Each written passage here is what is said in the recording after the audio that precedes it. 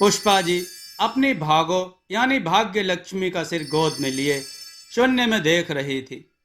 उन्हें आज भी याद है जब वो इस घर में दुल्हन बनकर आई थी। जब उनकी सास उनका स्वागत कर उनकी आरती उतार रही थी, तब नन्ही भागो यानी भाग्य लक्ष्मी उनकी छोटी ननंद, जो दिमाग से जरा सी कमजोर थी, आकर अपनी माँ से जिद करने लगी कि अपनी भाभी की आरती तो मैं ही उतारूंगी। तब उनकी सास ने उससे कहा, ये तेरी भाभी ही नहीं, आज से तेरी माँ भी है। देख, अपनी भाभी को जरा भी तंग ना करना, कल मैं रहूं ना रहूं क्या भरोसा है। इतना सुनकर भागो ने कहा, ठीक है, तब तो आज से ये मेरी भाभी माँ हुई। इतना कहकर नन्ही भागो खिलखिलाकर हंसने लगी। पुष्पा जी की सास ने पुष्पा से भी कहा, अब आगे से मेरे इस पगली भागो यानी भाग्य लक्ष्मी का ध्यान तुम्हें ही रखना है। इस तरह पुष्पा को नए घर में आते ही नंद के रूप में एक सहेली, एक छोटा बच्चा मिल गया, जो हर समय उनका ध्यान रखता, मन लगाए रहता। कुछ समय बाद पुष्पा के सास ससुर भी परलोक सिधार गए। पुष्पा भी अब दो बच्चों की मां बन चुकी थी, लेकिन पुष्पा के लिए उसका पहला बड़ा बच्चा भागो ही थी। वो अपने बच्चों से पहले भागो को ही खिलाती, लोरी गाकर सुलाती।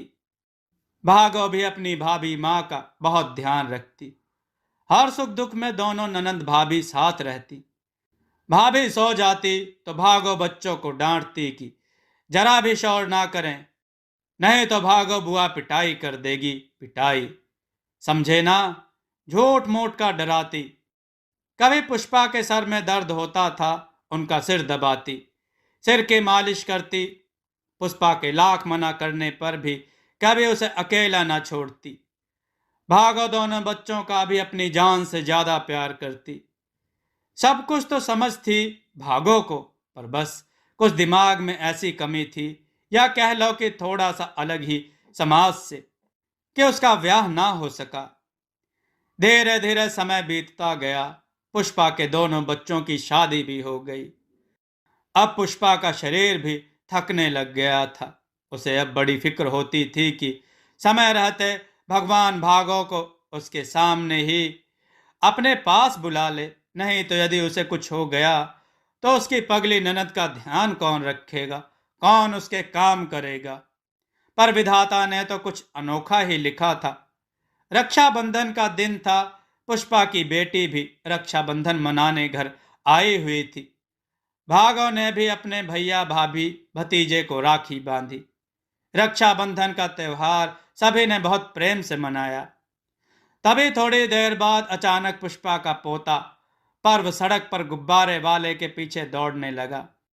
सामने से तेज रफ्तार एक गाड़ी आ रही थी। जब भागो ने देखा तो बहुत तेजी से बच्चे को बचाने के लिए भागी। कोई कुछ समझ पाता इससे पहले बच्चे को एक तरफ कर खुद भागो गाड़ी के नीचे आ चुकी थी। पुष्पा जी बदहवास सी अपनी लाडली ननद भागो के पास दौड़ी आई। भागो का सिर अपनी गोद में रख लिया। सभी भागो को अस्पताल ले जाने लगे, लेकिन भागो ने अपनी भाभी से कहा, भाभी माँ, मुझे अब कहीं नहीं जाना। आज मुझे फिर से वह बचपन वाली लोरी सुना दो। आज मैं निश्चिंत होकर सोना चाहती हूँ। पुष्पा जी वो लोरी गाना चाहती थी, पर उनका गला रुंध गया। वो रोते रोते ही गाने लगी। छनक छनक करती आ जा रही निंदिया रानी, मेरी लाडली भागो को सुला जा रही निंदिया रानी। इससे आगे गा ना सकी। कहने लगी, मैं तो बेकार में ही तेरी फिक्र करती रही, समझ ना पाई कि अरे भागो, तू तो सच में हमारे लिए भाग्य लक्ष्मी रही। अपना जन्म जन्मांतर का कर्ज उतार गई। हर सुख दुख में बिन बोले साथ निभाती रही। अपनी जान देकर अपने भाई के घर के चिराग को आज रक्षाबंधन पर रोशन कर गई। धन्य है ऋतु भागो, तू धन्य है।